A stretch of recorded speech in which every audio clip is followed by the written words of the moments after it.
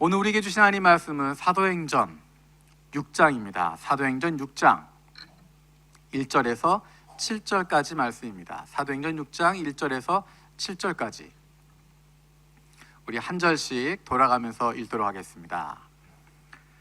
그때 제자가 더 많아졌는데 헬라파 유대인들이 자기의 과부들이 매일의 구제에 빠짐으로 히브리파 사람들을 원망하니 12사도가 모든 제자를 불러 이르되 우리가 하나님의 말씀을 제쳐놓고 접대를 일삼는 것이 마땅하지 아니하니 형제들아 너희 가운데서 성령과 지혜가 충만하여 칭찬받는 사람 7을 택하라. 우리가 이 일을 그들에게 맡기고 우리는 오로지 기도하는 일과 말씀 사역에 힘쓰리라 하니 온 무리가 이 말을 기뻐하여 믿음과 성령이 충만한 사람 스데반과 또 빌립과 브로고로와 니가노르와 디몬과 바메나와 유대교에 입교했던 안디옥 사람 니골라를 택하여 사도들 앞에 세우니 사도들이 기도하고 그들에게 안수하니라. 같이 읽겠습니다. 하나님의 말씀이 점점 왕성하여 예루살렘에 있는 제자의 수가 더 심히 많아지고 허다한 제사장의 무리도 이 도에 복종하니라. 아멘. 우리가 지금 리바이블 2020으로 사복음서를 마쳤습니다. 그리고 이번 주에는 사도행전을 읽고 있습니다. 전에 말씀드렸던 것처럼 내년도에는 사도행전 말씀을 같이 나누려고 합니다.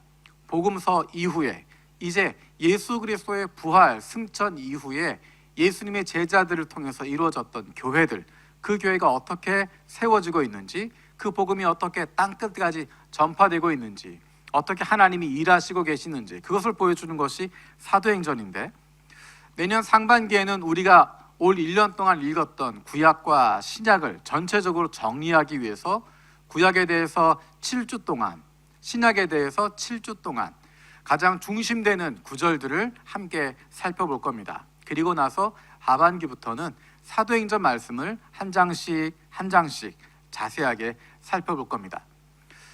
언제 끝날지 저도 잘 모르겠습니다. 몇 주가 걸릴지, 1년이 걸릴지 2년이 걸릴지 아직 잘 모르겠지만 전체적인 그림을 살펴볼 수 있는 좋은 기회가 이번 주간입니다. 이번 주에 리바이블 통하여서 사도행전을 끝까지 읽으면서 전체적인 그림을 그려볼 수 있는, 어떻게 이야기가 흘러가고 전체 그림이 어떤지를 확인해 볼 수 있는 귀한 시간이 될 것입니다. 오늘 설교 제목은 아름다운 동역이라고 되어 있습니다.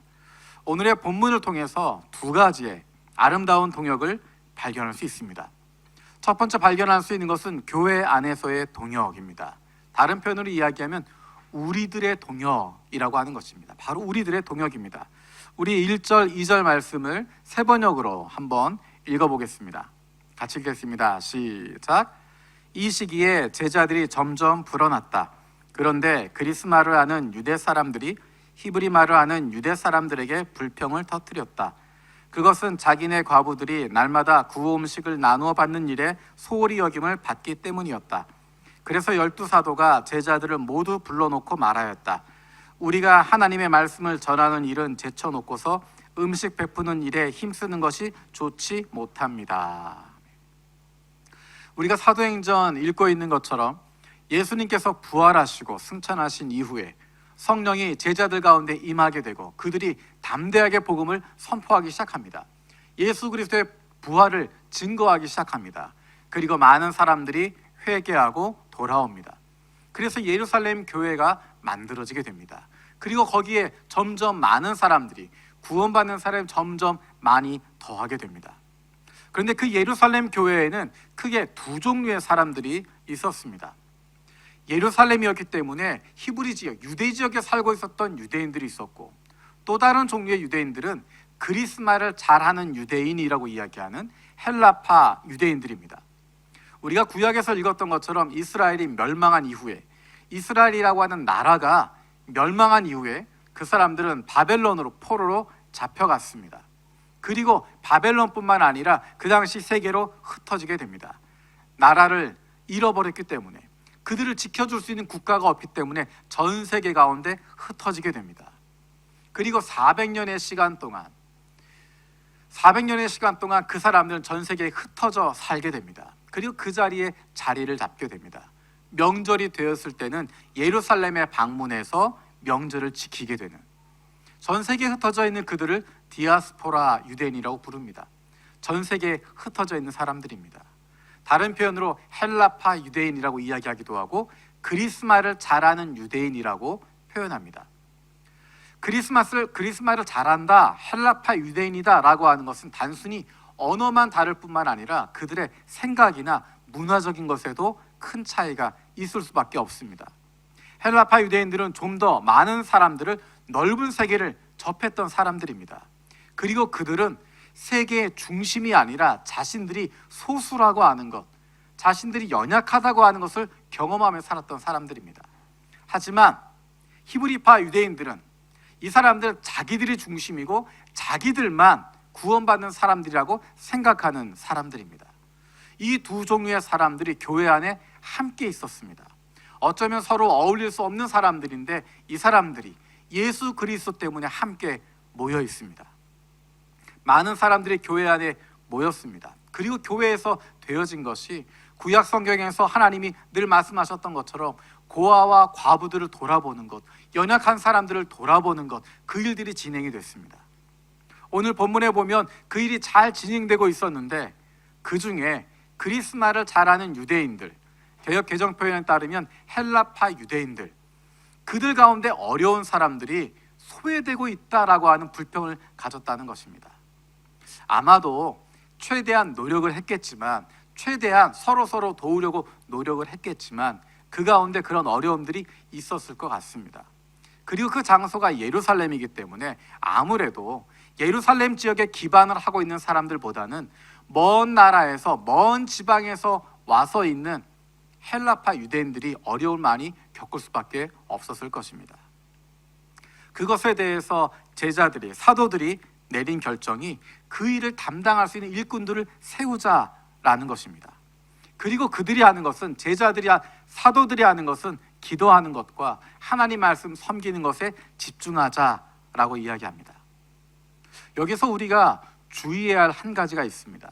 사도들이 집중하겠다고 했던 기도하는 것과 말씀을 나누는 것, 하나님의 말씀을 섬기는 것, 그것이 훨씬 더 중요한 것이고, 고아와 과부를 돌보는 것, 교인들을 돌보는 것, 다른 사람들을 섬겨주는 것, 그것은 덜 중요하기 때문에 사도들이 이쪽에만 집중하겠다, 그렇게 한 것이 아니라는 것입니다. 과부들 돌보는 것, 음식을 대접하는 것, 접대하는 것, 그때 사용되는 섬긴다라고 하는 단어와 하나님의 말씀을 섬긴다라고 하는 단어가 똑같은 동사가 사용됩니다. 다른 표현으로 이야기하면 그렇게 사람들을 돌보고 섬기는 것이나 하나님의 말씀을 섬기고 말씀을 선포하는 것이나 똑같이 중요하다는 것입니다. 사도들이 집중하는 말씀과 기도에 집중하는 것, 그것이 더 우월하기 때문이 아니라 사도들에게 주어진 일이기 때문입니다. 그들이 집중해야 할 사역이기 때문에 거기에 집중하는 것입니다. 사람들을 돌보는 것, 전체 교회를 돌아보는 것, 거기에 집중하게 되면 기도하는 것과 말씀을 선포하는 것에 게을리할 수밖에 없기 때문에, 거기에 들어갈 에너지와 시간을 나눌 수밖에 없기 때문에 여기에 집중하기 위해서 또 다른 일꾼들을 세우게 되는 것입니다. 우리가 흔히 갖고 있는, 우리가 한국 교회를 통해서 흔히 가질 수 있는 오해가 어떤 것이냐면 설교가 가장 중요하다라고 하는 것입니다. 예배를 섬기는 것이 가장 중요하다라고 하는 생각을 나도 모르게 갖게 됩니다. 설교가 중요하지만 그것이 가장 우월하다라고 생각하는, 그것은 잘못된 생각일 수밖에 없습니다. 설교하는 것, 설교를 준비하는 것, 그것은 거룩하고 우월한 일이고, 그것보다 조금 낮은 거는 성경 공부를 가르치는 거고, 그것보다 조금 낮은 거는 교회 여러 가지 일로 봉사하는 것이고, 그것보다 조금 더 낮은 것은 교회 건물을 청소하고 여러 가지 일들을 하는 것, 그렇게 생각한다고 하는 것은 잘못된 생각이라는 것입니다. 설교하는 것이나 성경 공부를 가르치는 것이나 자치회 모임을 인도하는 것이나 예배실을 청소하는 것이나 아이들을 돌보고 있는 것이나 모두가 다 다른 사람을 섬기기 위한 것이고, 모두가 다 교인들을 위한 것이고, 모두가 다 하나님 나라를 위해서 하고 있는 것입니다. 높고 낮은 것의 차이가 아니라 기능적인 차이가 있는 것입니다. 기능적인 차이를 신분적인 차이나 영적인 차이 혹은 인격적인 차이로 생각하는 것은 바람직하지 못합니다. 다른 교우들을 위해서 섬기는 것, 그것이 우리에게 얼마나 필요한지 모릅니다. 저도 그런 생각을 저도 모르는 사이에 그런 생각들을 많이 가지고 있었던 것 같습니다. 설교를 앞두고, 예배를 앞두고는 설교를 준비하는 가운데 굉장히 예민해집니다. 그리고 거기에 집중합니다. 설교를 열심히 준비하고 있는데 가끔 아내가 불러서 아이들 목욕시키는 걸 도와달라고 한다든지, 집에 청소하는 걸 좀 도와달라고 한다든지, 뭔가 중요한 일이 있어서 집안일을 좀 도와달라고 이야기하면 저도 모르게 이야기하게 됩니다. 나 지금 설교 준비하는 거 안 보여? 지금 설교 준비하고 있는데 왜 나한테 그런 걸 시키냐고 이야기합니다. 그거는 내가 무엇인가에 집중하기 때문에, 집중하니까 나중에 도와주겠다, 그런 의미가 아니라, 나는 설교 준비하는데, 나는 이렇게 중요한 설교 준비하고 있는데 애들 목욕시키는 걸 나한테 시켜? 나는 이렇게 중요한 일을 하고 있는데 그냥 청소하는 거를 나한테 시켜? 그런 의미가 저도 모르게 들어가는 것입니다. 설교를 준비하는 건 우월한 것이고, 말씀을 준비하는 건 굉장히 거룩한 것이고, 그것이 아닌 다른 것들은 열등한 것이라고 생각하는 것, 그것은 영적인 허영이고 잘못된 생각입니다. 제가 오늘 설교하고 있지만, 온라인을 통해서 이렇게 예배를 온라인으로 보고 있지만, 이것을 위해서 얼마나 많은 사람들의 섬김이 있었는지 모릅니다. 토요일 저녁마다 집사님들 몇 분이 오셔서 매일 저녁마다, 토요일 저녁마다 교회당 전체를 청소하십니다. 쓰레기 봉투를 다 묶어서 버리고, 바닥을 쓸고 걸레로 닦고, 아무도 그 시간에 나와서 칭찬하지 않습니다. 아무도 주목하지 않습니다. 하지만 매 주마다 저녁 그 시간에 나와서 청소하고 준비합니다. 얼마나 소중하고 감사한지 모릅니다. 제가 한번 밥을 사겠다고 이야기했는데 아직까지 대답이 없으십니다. 정말 열심히, 다른 사람이 인정하지 않아도, 알아주지 않아도 한 주도 빠지지 않고 늘 그렇게 섬겨주는 분들이 계십니다. 주일날 아침이 되면 교역자들과 JMTS 신학생들과 여러 사람들이 아침부터 교회 전체를 다시 한번 청소하고 점검합니다. 그리고 저는 제가 일본에 인터넷을 위해서 기도하리라고는 상상을 못 해봤습니다. 지금 우리가 예배를 온라인으로 준비하고 있지만 가끔 이것이 끊어질 때가 있습니다. 잠시 멈춰질 때도 있습니다. 그 상황이 되면 방송실이나 인터넷 선교부나 가슴이 무너집니다. 숨을 못 쉬게 됩니다. 얼마나 힘들었는지 모릅니다. 주일날 이른 아침부터 나와서 방송 상태를 전체를 다 점검을 하고, 인터넷 회선을 점검하고, 아마 지금 이 시간에도 인터넷 선교부 부원들은 계속 얼마만큼 인터넷 상황이 괜찮은지 계속 점검하고 있을 겁니다. 찬양팀들은 제가 설교 본문을 넘겨주면 몇 주 전부터 그 본문을 묵상하면서 찬양을 선곡을 하고 곡을 준비합니다. 지금까지 제가 예배드리면서 찬양팀이 찬양했던 그 내용과 제 설교의 내용이 달랐던 적이 한 번도 없습니다. 제가 주는 것은 설교 본문만 주고 제목만 주는데, 얼마나 간절히 기도하고 얼마나 헌신된 마음을 가지고 섬기고 있으면 제가 준비하는 설교의 내용과 찬양들의 내용들이 그렇게 일치하게 되는지 얼마나 감사한지 모릅니다. 찬양팀 몇 주 전부터 그렇게 연습하고 준비합니다. 지금 앞에 여러분 보시는 것처럼 코로나 때문에 여러 상황들이 생기니까 이렇게 준비하게 되는 것, 그냥 저절로 되는 것이 아니라 여러 사람들이 섬기게 되고 수고하고 노력하는 것입니다. 그것이 준비된 가운데 설교하게 되는 것입니다. 예배가 진행되고 있는 것입니다. 교인들을 위해서 섬기고 있는 것, 예배를 위해서 섬기고 있는 것, 어느 것이 우월하고 어느 것이 열등하다, 그렇게 이야기할 수 없습니다. 한 사람 한 사람의 섬김이 없다면, 한 사람 한 사람의 수고가 없다면 우리가 이렇게 예배드릴 수 없고, 우리가 이렇게 우리의 집에서, 우리의 있는 처소에서 이렇게 은혜 받을 수 없습니다. 많은 사람들이 수고하고 애쓰고 섬기기 때문에 가능한 것입니다. 사도들의 영적인 권위, 분명히 그것을 가지고 있습니다. 우리가 읽었던 것처럼 7사람의 일꾼을 세웠을 때 사도들 앞에 세우게 됩니다. 그리고 사도들이 그들에게 안수합니다.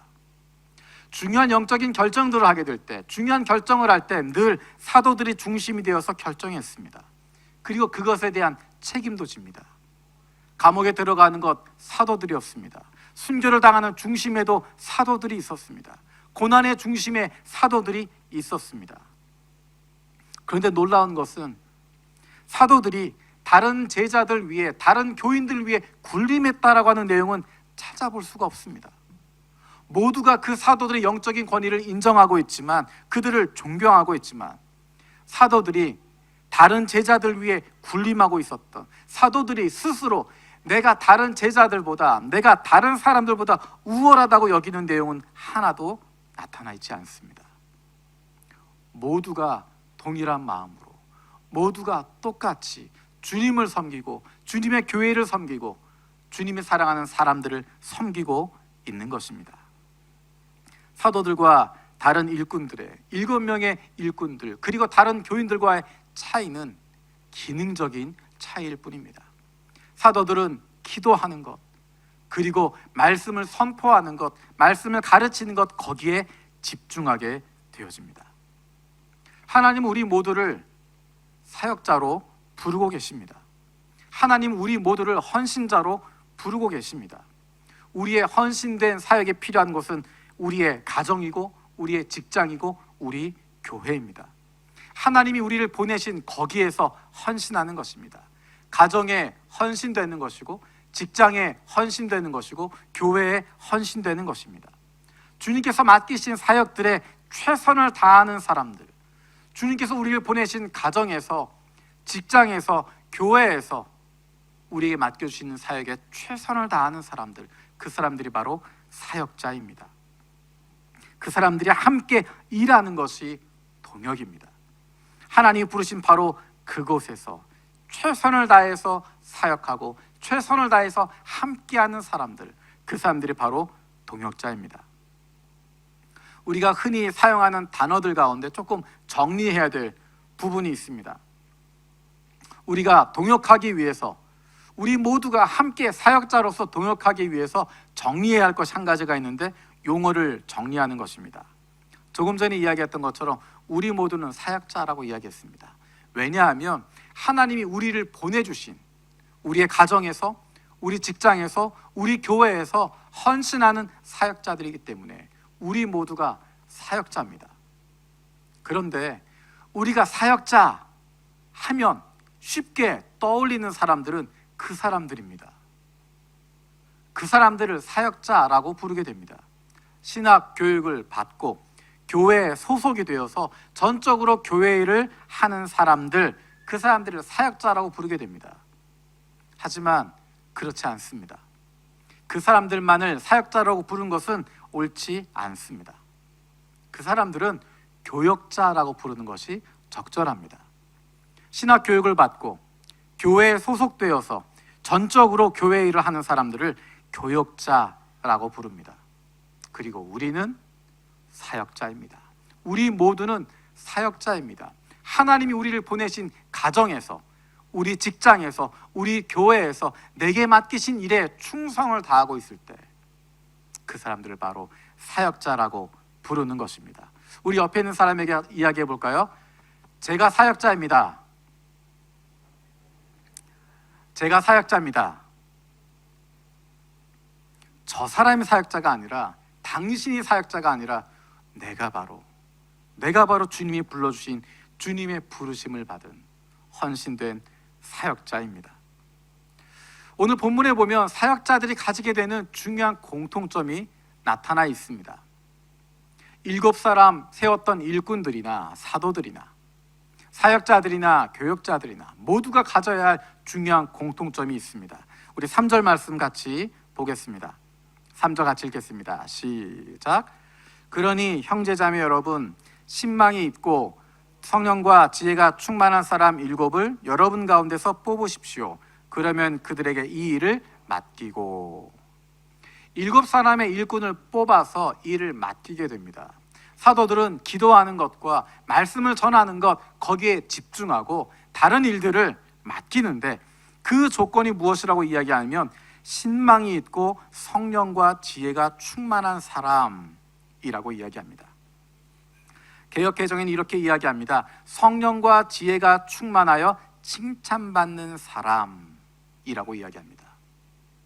이것이 사역자들의 모습입니다. 신망이 있고 성령과 지혜가 충만한 사람입니다. 다른 조건을 이야기하지 않습니다. 다른 것을 이야기하지 않습니다. 이렇게 뽑힌 사람들이 어떤 사람이었는지 우리 5절 말씀 읽어보겠습니다. 5절입니다. 시작. 모든 사람이 이 말을 좋게 받아들여서 믿음과 성령이 충만한 사람인 스데반과 빌립과 브로고로와 니가노로와 디몬과 바메나와 안디옥 출신의 이방 사람으로서 유대교에 개종한 사람인 니골라를 뽑아서, 믿음과 성령이 충만한 사람 스데반이라고 이야기합니다. 여기 나와 있는 이 사람들은 이름들이 모두 헬라식, 그리스식 이름입니다. 그것으로 미루어 보건대 이 사람들은 헬라파 유대인이었던 것 같습니다. 조금 전에 이야기했던 것처럼 이 교회는 예루살렘에 세워져 있는 교회입니다. 이 교회에 있는 다수는 예루살렘을 떠난 적이 없는, 유대 땅을 떠난 적이 없는 유대인들이 그 중심을 이루고 있었을 것입니다. 그런데 놀라운 것은 그 가운데 7사람의 일꾼을 세우는데 헬라파 유대인들을 세웠다는 것입니다. 그리스말 하는 유대인들을 세웠다는 것입니다. 더 놀라운 것은 마지막에 나와 있는 이름입니다. 다른 사람들은 이름들이 나와 있는데 마지막에 나와 있는 사람은 설명이 깁니다. 안디옥 출신의 이방 사람으로서 유대교에 개종한 사람인 니골라. 쉽게 이야기하면 니골라는 유대인이 아닙니다. 앞에 있는 사람들은 그래도 피는 유대인의 피가 흐르고 있는 유대인이지만, 헬라 문화 가지고 있는, 헬라어를 하고 있는 헬라파 유대인들이지만, 니골라라고 하는 사람은 이방 사람입니다. 안디옥 사람이다라고 이야기합니다. 유대인이 아니라 이방 사람, 안디옥 출신의 이방 사람입니다. 그리고 그가 유대교에 개종했다라는 것입니다. 이방 사람인데, 유대인과 관계없는 사람인데 그가 하나님을 믿게 되고 하나님의 백성이 되기 위해서 유대교로 개종했습니다. 그리고 이제는 그가 예수 그리스도를 구주로 모시고 예수님을 믿는 사람으로 회심하게 되었다는 것입니다. 유대인이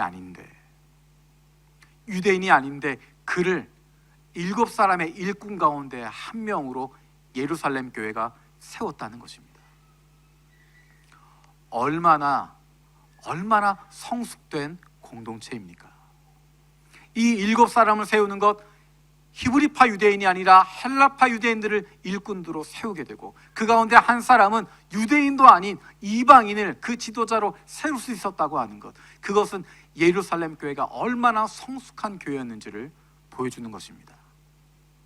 그런데 재밌는 것은 이 예루살렘 교회 가운데 어쩌면 가장 많은 헌금을 했던 사람이 누구였을까? 제가 보기에는 바나바였던 것 같습니다. 자기의 땅을 팔아서 헌금을 했습니다. 부자 바나바였습니다. 그런데 그는 이 명단에 들어가 있지 않습니다. 헌금 많이 하는 사람, 오랫동안 그곳에 주인이 되었던 사람, 그런 사람이 아니라 하나님이 원하시는 사람을 세울 수 있는 성숙한 공동체가 바로 예루살렘 교회였습니다. 이 사람들은 어떤 사람이었는가? 행정적인 일을 잘하는 사람, 그런 사람이 아니었습니다. 믿음과 성령이 충만한 사람이었습니다. 하나님의 말씀에 사로잡혀 있는 사람입니다. 여러분, 스데반 기억하시죠? 이제 스데반의 이야기가 길게 나오게 됩니다. 스데반이 왜 죽임을 당하게 됩니까? 그가 교회 일을 하다가 문제가 생겨서 죽임을 당하는 것이 아닙니다. 그가 순교하게 되는 것은 하나님의 말씀을 담대하게 선포했기 때문입니다. 그가 했던 설교를 들어보면 얼마나 탁월한지 모릅니다. 나중에 천국 가서 베드로 선생님한테 제가 혼날 게 굉장히 많은데 하나를 더 추가하면 베드로의 설교보다 스데반의 설교가 훨씬 더 탁월합니다. 베드로 사도가 했던 설교보다 스데반이 선포했던 이 하나님의 말씀이 훨씬 더 능력이 있고 훨씬 더 잘 준비된 탁월한 설교입니다. 하나님의 말씀을 선포할 준비가 되어 있었던 사람입니다. 순교하는 현장에서도, 죽음을 그 앞에 두고서도 하나님의 말씀을 담대하게 선포할 수 있었던 사람이 바로 스데반이었습니다. 우리가 잘 알고 있는 빌립이 있습니다. 스데반의 죽음 이후에 헬라파 유대인들은 흩어지게 됩니다. 도망치게 됩니다. 그 가운데 빌립은 사마리아 땅으로 갑니다. 거기에서 무엇을 하는가? 복음을 선포합니다. 하나님의 말씀을 선포합니다. 교회가 세워지게 됩니다. 그 이후에 그는 광야로 옮겨집니다. 그리고 광야에서 에디오피아 관리를 만나게 됩니다. 그리고 그가 읽고 있었던 이사야 말씀, 그 말씀을 풀어줍니다. 이사야 말씀뿐만 아니라 하나님의 말씀을 그 자리에서 선포하고 가르칠 수 있게 되어집니다.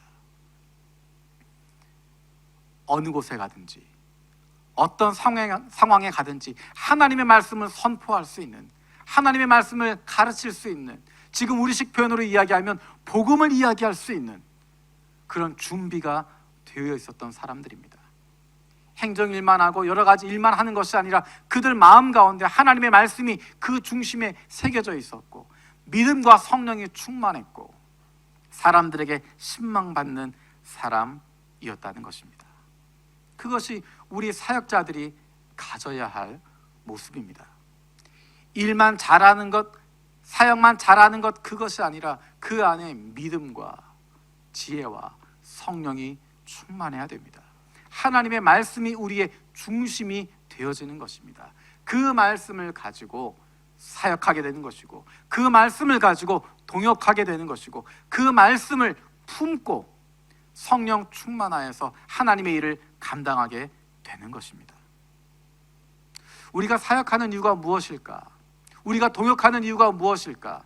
조금 더 구체적으로 이야기하면 오늘 본문에서 7사람의 일꾼을 세우고 사도들이 그렇게 일하게 되었던, 그들이 동역했던 이유가 무엇일까?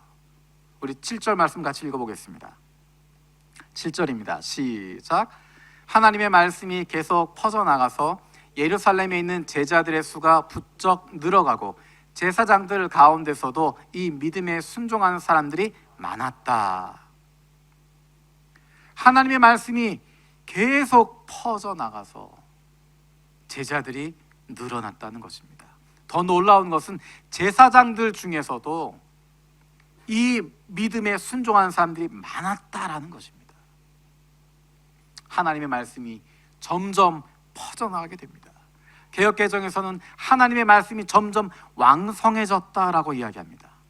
하나님의 말씀이 퍼져가는 것, 왕성해지는 것, 그것과 영혼 구원이 함께 가고 있습니다. 이 표현은 여기에만 등장하는 것이 아니라 우리가 이번 주에 읽을 사도행전 곳곳에서 선포되는 것입니다. 하나님의 말씀이 선포됐다. 하나님의 말씀이 왕성해졌다. 하나님의 말씀이 계속 퍼져나갔다.